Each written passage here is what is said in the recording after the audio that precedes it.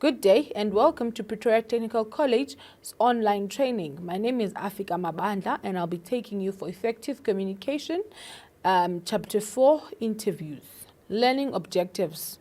By the end of this session, the students should be able to define and describe, graphically illustrate the interview process, recognize the barriers which could have an effect on the communication process, discuss the role of the interviewer in the employment interview, formulate different types of questions which may be asked at an interview, provide job applicant with practical hints regarding the interview, give examples of situations which could result in disciplinary interview, describe the correct attitude an interviewer should display. Interview is a specific form of communication and it can be either verbal or non-verbal between two parties. An interview always involves two parties, either two individuals or a panel with purpose to discuss a specific matter in concern involving the interviewer and the interviewee. Interview is a specific form of communication. Both parties should have the opportunity to exchange information as much as possible.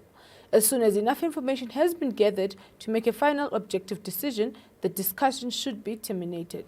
Interview can be defined as a pre-planned, formal, direct or indirect oral conversation between two or more people to exchange information about a specific subject. Semantic barriers. Semantic barriers include the use of words not understandable to both parties during the interview.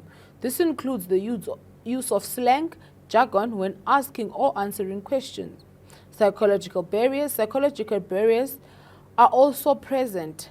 The dominant status of the interviewer may make the interview feel inferior and nervous and unable to perform well. Physical barriers. Physical barriers include the wrong choice of venue for the interview or constant interruptions, such as phone ringing, traffic making noise, which prevents the participants from hearing or being able to concentrate properly. Intercultural barriers. Intercultural barriers may interfere with the effective communication during the interview. If different cultures are involved, where employees of many different cultures working together in the same company. Types of questions. Open-ended questions. These questions start with what, why, and how. They can't be answered with a simple yes or a no. For example, why do you want to work for us? And therefore, the interviewee has to explain. Closed questions. These questions are answered with either a yes or a no. For example, do you think your grades are a good indication of your abilities? Specific questions. These questions require specific information and allowing one correct answer. For example, how many years have you spent in your present job? Reflective questions. These questions are formulated by rephrasing the interview's previous statement in an attempt to obtain more information on a specific subject. For example, you love working with people. How would that help you in this job? Leading questions. Leading questions are these questions asked in such a way as to get the answer required by the interviewer. They are used to test the interviewee's reaction and attitude when under pressure. For example, I think the most secretaries are overworked and underpaid. Do you, or are you a member of the board? Hypothetical questions. This type of question is an excellent way to test an applicant's intelligence, ability to think quickly and solve problems.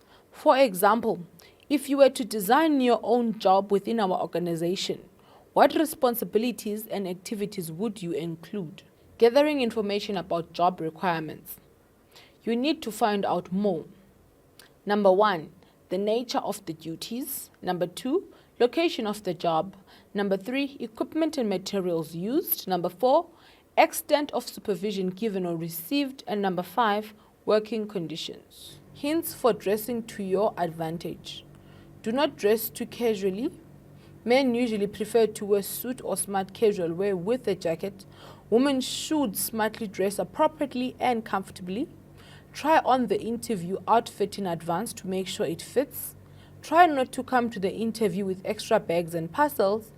Pay attention to the finishing touches of your personal grooming. Examples of a good interview behavior. Punctuality. Do not be too late or too early for your interview. Introducing yourself.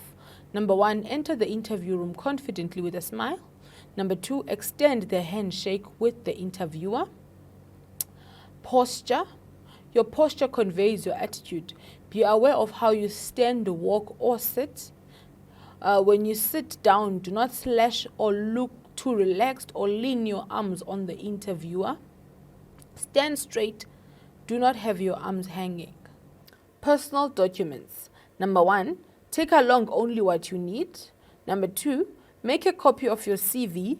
Number 3, bring a pen and a pocket-sized notebook. Pronunciation and accent. Number 1, try to speak clearly and naturally. Number 2, avoid using a dialect which the interviewer might not understand. Number 3, use a local language accent that is understandable. Eye contact. Always look straight at the interviewer as you would at a friend. Maintain eye contact with the interviewer's attention. Gestures and expressions. Use gestures to support what you are saying and project your confidence and authority. Number 2, do not clench your hands.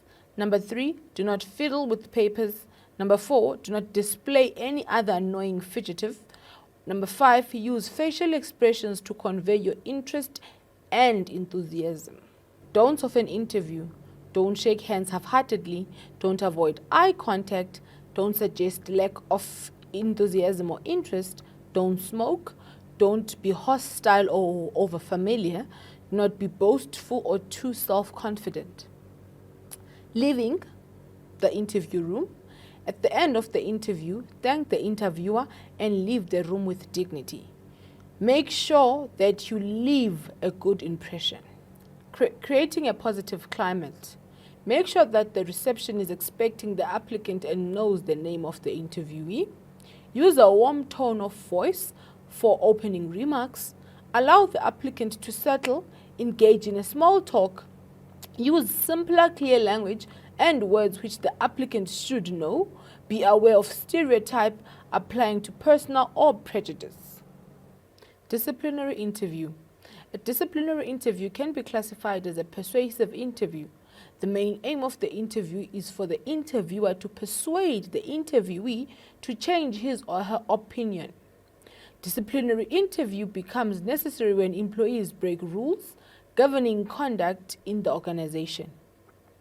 Disciplinary interview can be defined as a pre-planned, confidential, formal face-to-face conversation between the employer and the employee in order to persuade an erring employee to change his or her behavior and become an effective member of a workforce. Situations which could result in disciplinary.